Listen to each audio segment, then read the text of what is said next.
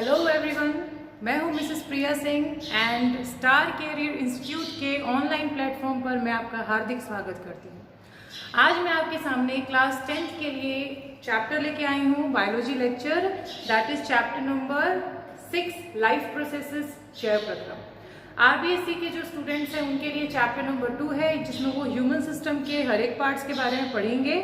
तो यहाँ पे बेसिक से स्टार्ट करेंगे ताकि उनको भी कोई प्रॉब्लम ना हो।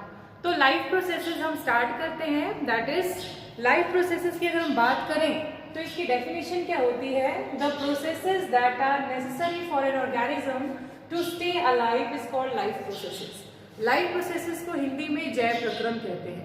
अब लाइफ प्रोसेस का मतलब क्या है कि ऐसी सभी प्रक्रियाएं, ऐसे सभी प्रोसेस जो किसी भी ऑर्गेनिज्म के जिंदा रहने के लिए इम्पोर्टेंट होती है, उसे हम लोग क्या कहते हैं? लाइफ प्रोसेसेस कहते हैं। अगर हम बेसिक अपनी फीचर्स देखें तो आप ये देखते हो कि हमारे बॉडी में बहुत सारी एक्टिविटीज चलती रहती है। हम जिंदा रहने के लिए क्या क्या चीजें करते हैं? सांस लेते हैं, ठीक है, तो सांस लेने को ब्रीदिंग कहते हैं। इसी तरीके से हम लोग जो है भोजन लेते हैं, फूड लेते हैं, जो हमें एनर्जी देती है और डिफरेंट वर्क्स करने में क्या करती है? हेल्प करती है। तो ये भी एक प्रकार का क्या है? पार्ट है। हमारी बॉडी में वेरियस मेटाबॉलिक एक्टिविटीज चलती रहती हैं जो हमारे सेल्स को जिंदा रखते हैं, और वही सेल्स जो होते हैं हमारी बॉडी में डिफरेंट वर्क करते हैं। तो देखा जाए तो कहीं ना कहीं हमारी बॉडी का सिस्टम जो है वो कहीं ना कहीं सेल्स के द्वारा क्या किया जा रहा है? कंट्रोल किया जा रहा है। और जितने भी फंक्शंस है, जितने भी प्रोसेसेस है, वो सेल्स यानी कोशिकाओं के द्वारा ही परफॉर्म की जाती है। तो जितने भी प्रोसेसेस इनमें इन्वॉल्व होते हैं वो सभी इंपॉर्टेंट होते हैं हमारे जिंदा रहने के लिए, स्टे करने के लिए इस पृथ्वी पे। तो इसको हम लोग क्या कहते हैं? लाइफ प्रोसेसेस यानी जैव प्रक्रम कहते हैं। अब आप एग्जाम्पल क्या ले सकते हो इसमें? जैसे कि आ गया न्यूट्रिशन आ गया। न्यूट्रिशन मतलब क्या होता है? पोषण लेना। इसी प्रकार से रेस्पिरेशन आ गया, श्वसन करना हो गया। सर्कुलेशन होता है, इसको हिंदी में परिसंचरण कहते हैं। परिसंचरण का मतलब क्या होता है? हमारी बॉडी में जो ब्लड होता है, खून होता है, वो प्रॉपरली रेगुलेट होता रहता है, सर्कुलेट करता रहता है, जिससे वो क्या करता है? ऑक्सीजन और न्यूट्रिशन जो होता है हमारे बॉडी डिफरेंट सेल्स और टिश्यूज को क्या करता है? पहुंचाता है। इसी तरीके से एक्सक्रीशन हो गया। एक्सक्रीशन का मतलब होता है removal of waste from the body. हमारी बॉडी से वेस्ट निकलना ही क्या कहलाता है? एक्सक्रीशन कहलाता है। तो ये सारी एक्टिविटीज जो होती है हमारी बॉडी में चलती रहती है, और इन्हीं की वजह से हम अपने लाइफ को अर्थ पे क्या करते हैं? मेंटेन करते हैं। इनमें से एक भी अगर पार्ट हमारी बॉडी में ना हो तो इससे हमारी बॉडी पे बहुत ही बुरा असर पड़ सकता है, और फाइनली एक तरह से यही अंजाम होगा कि हम लोग डेथ यानी हम मर सकते हैं इसकी वजह से। ठीक है, तो हमें जिंदा रहने के लिए हमारी पूरी बॉडी में इस चीज का मेंटेन होना जरूरी है। अब इन सभी चीजों के बारे में एक एक करके हम डिटेल में पढ़ेंगे कि एक्चुअली में ये है क्या और ये प्रोसेसेस सारे होते कैसे हैं। ठीक है, तो सबसे पहले हम देख लेते हैं न्यूट्रिशन के बारे में। What is nutrition? लिखा है the process by which an organism takes food and utilise it is called nutrition. ऐसा प्रोसेस जिसमें ऑर्गेनिज्म जो होते हैं वो फूड इनटेक करते हैं, ठीक है, उसे च्यू करते हैं और उसे बॉडी में इंजेस्ट कर लेते हैं। उससे जो भी हमें एनर्जी मिलती है उसको हम लोग न्यूट्रिशन के रूप में कहते हैं, यानी इसको हम लोग डिफाइन करते हैं न्यूट्रिशन के रूप में। ठीक है ना, यानी जो भी आप फूड लेते हो, डाइजेस्ट करते हो, उससे आपको क्या मिलती है? एनर्जी। और वही एनर्जी जो होती है आपके सेल्स को वर्क परफॉर्म करने में, कोई भी फंक्शन परफॉर्म करने में क्या करती है? हेल्प करती है। आप अगर मान लो न्यूट्रिशन नहीं लोगे तो धीरे धीरे आप वीक फील करोगे, कमजोरी महसूस होगी, और उस कमजोरी की वजह से आप कोई भी काम ढंग से कर नहीं पाओगे। इसीलिए न्यूट्रिशन जो होता है हमारी बॉडी में बहुत ही ज्यादा क्या होता है? इंपॉर्टेंट होता है। ठीक है, अब न्यूट्रिशन में जो भी फूड मटेरियल्स हम लोग इनटेक करते हैं यानी लेते हैं, उसे हम लोग क्या कहते हैं? न्यूट्रिएंट्स कहते हैं। ठीक है, तो न्यूट्रिएंट्स देखिए यहाँ पे क्या लिखा है? The materials which provide nutrition to an organism are called nutrients. वो सभी फूड मटेरियल्स जिसको आप भोजन के रूप में लेते हैं, चाहे वो आप राइस हो गया, चाहे पल्सेस हो गए, चाहे आप कह सकते हो कार्बोहाइड्रेट, विटामिन्स, मिनरल्स, ये सारी चीजें जो होती है ये न्यूट्रिएंट्स कहलाती है, और इनको लेने से हमें क्या मिलती है? अल्टीमेटली एनर्जी मिलती है। ठीक है, न्यूट्रिएंट्स को फर्दर दो कैटेगरी में बांटा गया है, that is macro nutrients and micro nutrients. Nutrients को हिंदी में बच्चे पोषक तत्व कहते हैं। तो पोषक तत्व के आधार पर इनको दो भागों में बांटा गया है। मैक्रो न्यूट्रिएंट्स को हम लोग कहेंगे दीर्घ पोषक तत्व और माइक्रो न्यूट्रिएंट को हम लोग कहेंगे लघु पोषक तत्व, ठीक है ना। तो मैक्रो न्यूट्रिएंट और माइक्रो न्यूट्रिएंट से आप क्या समझते हैं? मैक्रो न्यूट्रिएंट का मतलब होता है कि ऐसे फूड मटेरियल्स या ऐसे न्यूट्रिएंट्स जो हमें लार्ज अमाउंट में हमारी बॉडी को रिक्वायर होती है, अगर इनकी कमी हो जाए तो इनसे हमें डेफिशिएंसी डिजीजेस देखने को मिल सकता है या हमारी बॉडी में कोई भी डिजीज या बीमारी पैदा हो सकती है। तो ये हमें ज्यादा अमाउंट में चाहिए, इन्हीं से हमारी बॉडी जो होती है मेंटेन होती है, हमारे बॉडी के सेल्स की ग्रोथ होती है, रिपेयर होते हैं, ठीक है ना। तो इसलिए इनको मैक्रो कहा जाता है। माइक्रो का मतलब क्या होता है? माइक्रो का मतलब होता है कि स्मॉल अमाउंट में उसकी रिक्वायरमेंट, यानी कोई भी न्यूट्रिएंट जब छोटी मात्रा में भी लेते हैं तो भी वो हमारे शरीर के लिए क्या होती है? इनफ होती है, इतनी कारगर होती है कि थोड़े से अमाउंट में भी आप उसको लोगे तो हमारी बॉडी की मेंटेनेंस हो जाएगी। तो उसको हम लोग क्या कहते हैं? Micro nutrients. और इसमें आपके जनरली क्या आते हैं? Minerals and vitamins. तो आई होप आपको क्लियर हो गया होगा कि न्यूट्रिशन और न्यूट्रिएंट्स क्या होते हैं। अब आपको बात ये आ जाती है कि वाई न्यूट्रिशन इज इम्पोर्टेंट। तो पोषण क्यों जरूरी है बेटा? अभी समझ ही लिया हमने कि पोषण इसलिए जरूरी है क्योंकि हमारी बॉडी को किसी भी टाइप के काम करने के लिए, कोई भी फंक्शन परफॉर्म करने के लिए एनर्जी चाहिए, और वो एनर्जी हमें कहाँ से मिलती है? न्यूट्रिशन से मिलती है, ठीक है ना।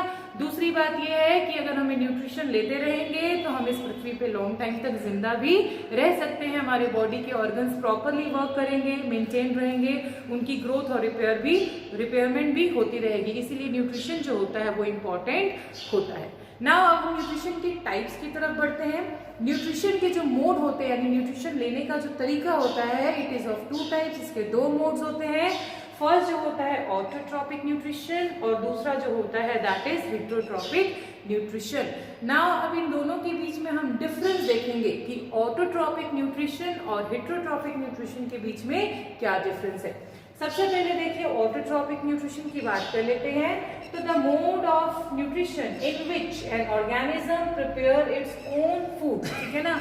ऐसा प्रोसेस जिसमें ऑर्गेनिजम्स जो होते हैं, लिविंग ऑर्गेनिज्म जो होते हैं, वो अपना भोजन यानी अपना फूड जो होता है खुद बनाते हैं, ऐसे मोड को हम लोग क्या कहते हैं? Autotrophic nutrition. ऑटोट्रॉपिक न्यूट्रिशन को आप हिंदी में लिख सकते हैं स्वपोषी पोषण। इसको हिंदी में आप क्या लिख सकते हैं? स्वपोषी पोषण। तो स्वपोषी पोषण क्या होता है? वह प्रक्रिया जिसमें जीव जो होते हैं अपना भोजन स्वयं बनाते हैं, ऐसी प्रक्रिया को हम लोग क्या कहते हैं? स्वपोषी पोषण, ऑटोट्रॉपिक न्यूट्रिशन। और जो अपना भोजन स्वयं बनाते हैं, इसमें जनरली जो एग्जाम्पल आता है दैट इज ग्रीन प्लांट्स, यानी हरे पेड़ पौधे, क्योंकि इनमें एक ऐसा पिगमेंट पाया जाता है जो खुद फूड प्रिपेयर करने में क्या करता है? प्रिपेयर करने में हेल्प करता है। तो बाकी एनिमल्स में वो चीज नहीं पाई जाती है, इसलिए वो अपना फूड जो है खुद सिंथेसाइज नहीं कर सकते।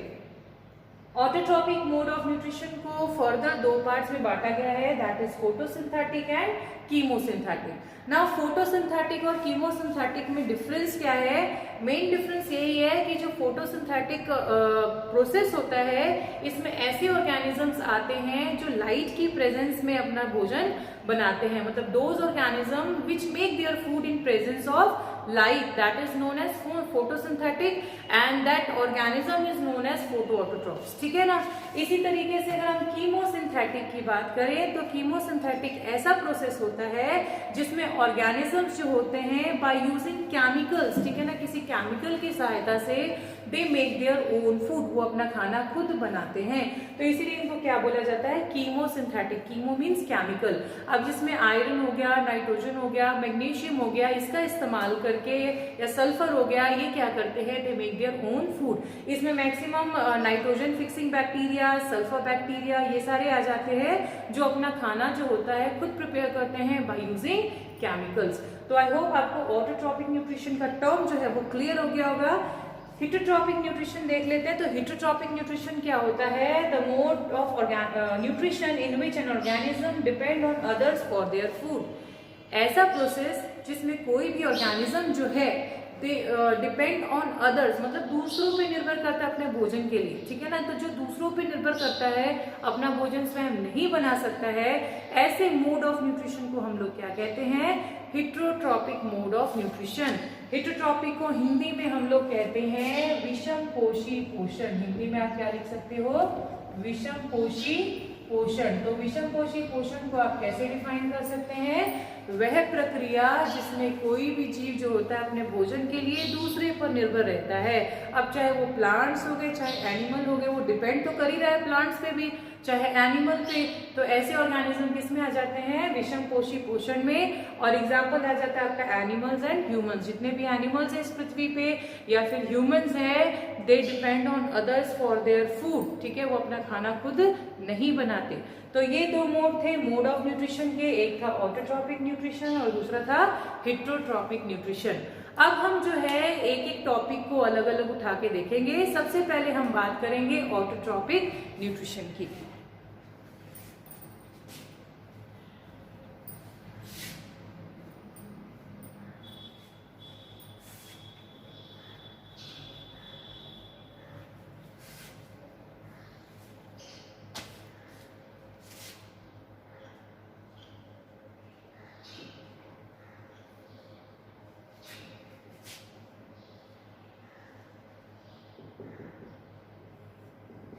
ऑटोट्रॉपिक न्यूट्रिशन में अभी हमने पढ़ा कि ऐसा मोड जिसमें ऑर्गेनिज्म जो होता है वो अपना भोजन खुद बनाता है। The mode of nutrition in which organisms prepare their own food, ठीक है ना। ऐसे ऑर्गेनिज्म जो अपना खाना खुद बनाते हैं, ऐसे ऑर्गेनिज्म या ऐसे मोड को हम लोग क्या कहते हैं? Autotrophic nutrition. हम ऑर्गेनिजम्स को हम लोग क्या कहते हैं? ऑटोट्रॉप्स। उन ऑर्गेनिज्म को हम लोग क्या कहते हैं? ऑटोट्रॉप्स, ठीक है।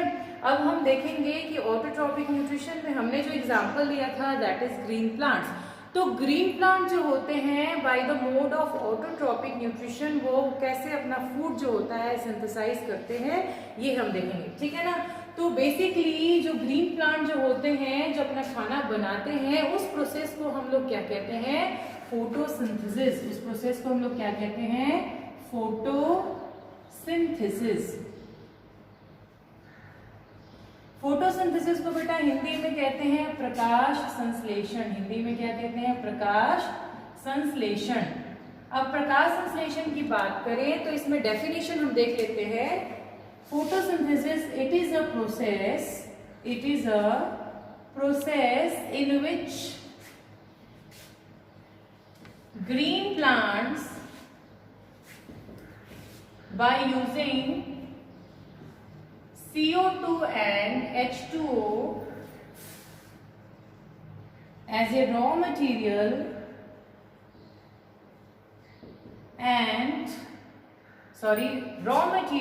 in presence of sunlight and chlorophyll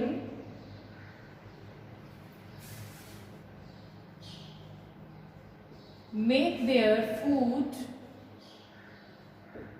is called photosynthesis। अगर आप इसको हिंदी में लिखना चाहें तो आप लिख सकते हैं वह प्रक्रिया जिसमें हरे पौधे, मैं रिपीट कर रही हूं, वह प्रक्रिया जिसमें हरे पौधे कार्बन डाइऑक्साइड तथा जल का उपयोग कर प्रकाश की तथा क्लोरोफिल की उपस्थिति में अपना भोजन स्वयं बनाते हैं, उस प्रक्रिया को हम लोग क्या कहते हैं? प्रकाश संश्लेषण। वह प्रक्रिया जिसमें हरे पौधे कार्बन डाइऑक्साइड तथा जल का उपयोग कर प्रकाश तथा क्लोरोफिल की उपस्थिति में अपना भोजन स्वयं बनाते हैं, उस प्रक्रिया को हम लोग क्या कहते हैं? प्रकाश संश्लेषण कहते हैं, फोटोसिंथेसिस कहते हैं।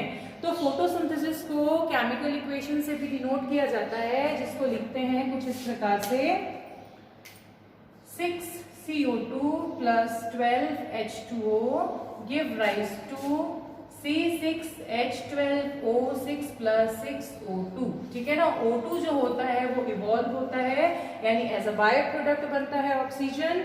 यहाँ पे CO2 होता है कार्बन डाइऑक्साइड,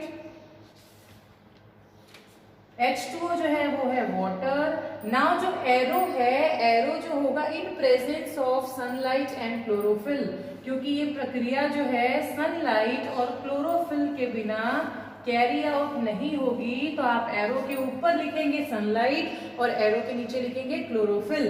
तो in presence of sunlight and chlorophyll they prepare their own food. इसको हम लोग कहते हैं कार्बोहाइड्रेट। कार्बोहाइड्रेट आप कह सकते हैं, या फिर आप इसको क्या कह सकते हैं, ग्लूकोज। और इसके साथ साथ ऑक्सीजन जो होता है एज अ बाई प्रोडक्ट बनता है। तो ये जो प्रोसेस है फोटोसिंथेसिस का प्रोसेस है। आप इसको फिर से डिफाइन कैसे कर सकते हैं, अगर मान लो आप डेफिनेशन याद ना रखो तो आप इक्वेशन को देख के भी याद रख सकते हो। आप बता सकते हो it is a process in which green plants use carbon dioxide and water in presence of sunlight and chlorophyll to make carbohydrate or to make their food, that is known as photosynthesis। तो photosynthesis क्या है अब आपको समझ में आ गया होगा। अब हम नेक्स्ट टॉपिक देखेंगे कि इस प्रक्रिया में जितने भी चीजें इस्तेमाल की गई है वो एक्चुअली में आती कहाँ से, हमें कहाँ से मिलती है। तो हम बात करते हैं raw materials use for photosynthesis.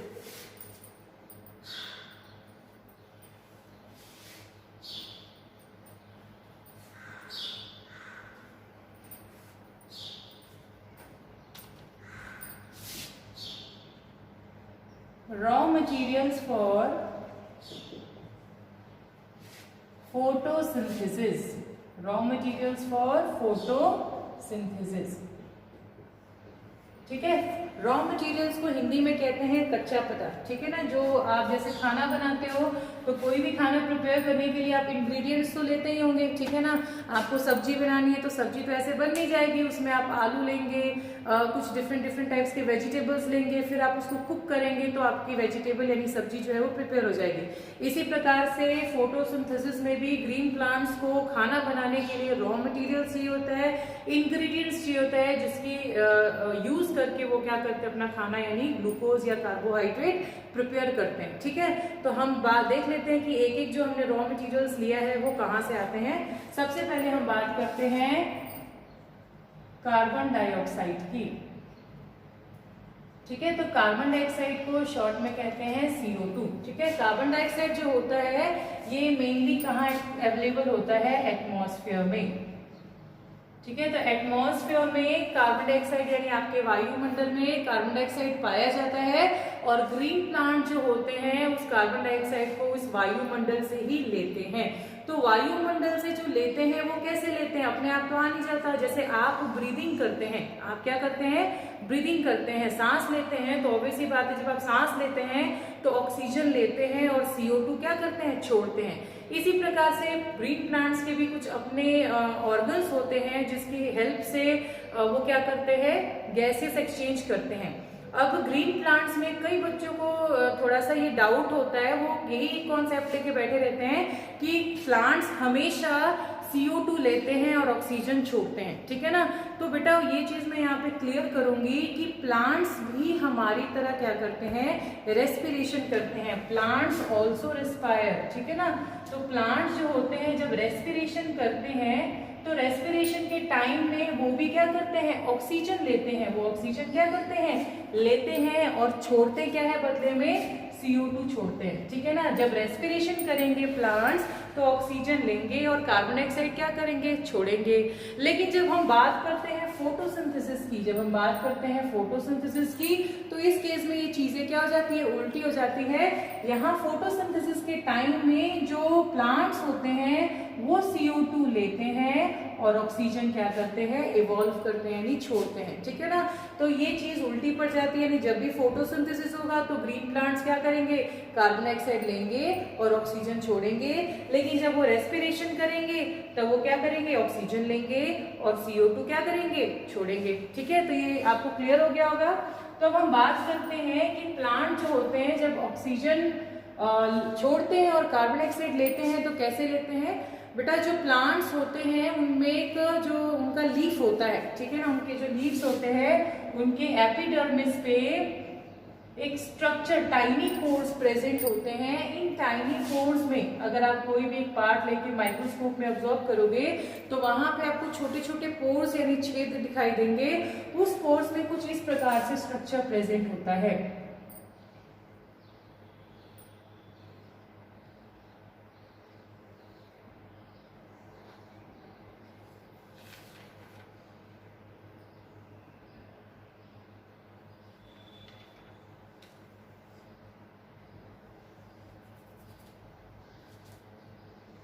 ये जो स्ट्रक्चर है this is the structure of stomata, ठीक है। ये स्ट्रक्चर जो है वो किसका स्ट्रक्चर है, स्टोमेटा का स्ट्रक्चर है। ये जो पोर्शन होता है ये अपने होते हैं गार्ड सेल्स।